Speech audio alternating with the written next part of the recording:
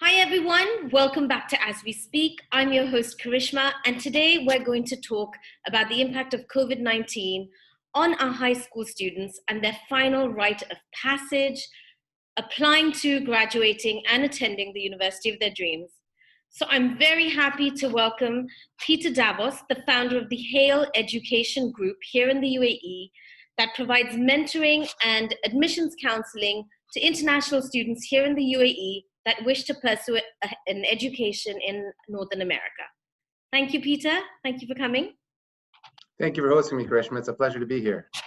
So, Peter, what effect do you think the cancelling of board examinations like the ALevels and the IB, what effect do you think they've had on students and the admissions process in general? Well, I think every student, regardless of whether they're in the UAE or Singapore or any other country or the UK, is pretty much in the same boat. So they're facing the same challenges, which are universal and apply equally across the board to all students, regardless of where they are. There's a bit of a silver lining to the cloud because if students no longer have to take the exams and they're going to be granted their final grades based on their performance up to the date of up to the conclusion of the academic year, and if they have been performing well, then I see that as almost a positive, because a lot of students obviously stress about examinations. Some of them are not good test takers. Some of them have anxiety, and some of them have results that ultimately don't reflect their work that has been completed over the course of 1 or 2 years. So for me, it's almost a positive in some ways, or the benefits outweigh the drawbacks. You've talked about the SATs going online. Do you see it as a big difference in the outcome if children do the same test online at home as opposed to going to a test center?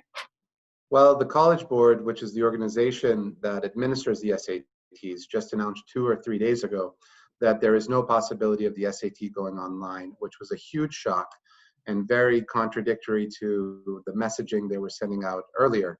However, the College Board has added additional SAT exam dates. Students will now have the opportunity to take the SAT 5 times between August and December. This gives them the opportunity to comfortably take the exam in a paper-based test as they have been in the past. There has been a lot of news surrounding many universities' decisions to go test optional, even leading universities like the University of Pennsylvania, Columbia, both of which are Ivy League schools.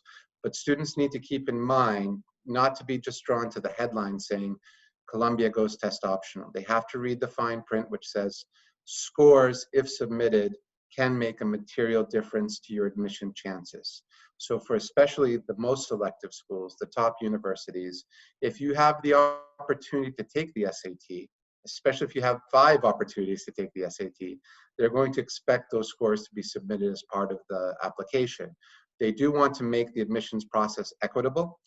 So for example, for applicants from cities, countries where it's impossible to take the SAT, they're not going to close the doors on those applicants, right? If there's a wave, for example, that engulfs Kenya, and there are no SATs that are administered because there is obviously the pandemic has hit particularly hard there, then those students are not going to be penalized. However, my office is regulated by the KHDA here at Hale. We were allowed to open just this past week with a limited capacity. I do think you're going to see all of the testing centers open at the end of August onwards. So I would really caution students who are applying to US or Canadian universities to prepare very diligently this summer, because this is a golden opportunity. You're never going to have this much time and so few distractions to really perform well on the August 29th SATs. You know, you said they don't have too many distractions, but when we talk about how COVID has affected everyone, it has particularly affected high school students and teenagers who, especially in terms of the physical distancing from their peers, a new way of learning, preparing for all those exams that didn't happen, the possibility of going to university. They've had no real closure, at a very important time in their lives. And you've probably got many brilliant, hardworking children who've probably regressed or are demotivated, just trying to cope with all of this, because, it is a bit of a train smash in some ways, right? So, what advice can you offer them, firstly?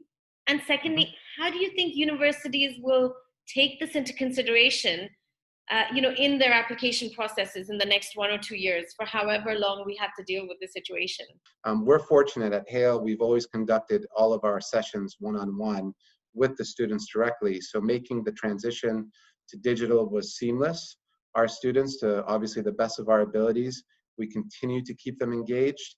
Students that, for many of them, maybe it was cost prohibitive to travel to the US to engage in these very expensive summer programs, now have access to those same programs through a digital format. Now, the prices of these programs have fallen by 50%, 70%, 80%. So opportunities still exist, and they've become more accessible from a financial perspective. Everyone is dealing with the same challenges. They still have to find a way to stay engaged, and we've helped, provide pathways, virtual internships. We have one student who has a drumming curriculum that he's rolled out now digitally. Students that were tutoring younger students are now doing so in small groups through Zoom. So not all is lost. I hope that we can maintain this trajectory and continue to keep the students engaged in different ways, which I believe that we've been doing a good job with so far. Next week, I continue my conversation with Peter Davos at Hale Education to discuss the importance and relevance of physical university in the new digital world we're living in, and finally, how our young high school students can have a productive summer no matter where they are. Thanks for watching.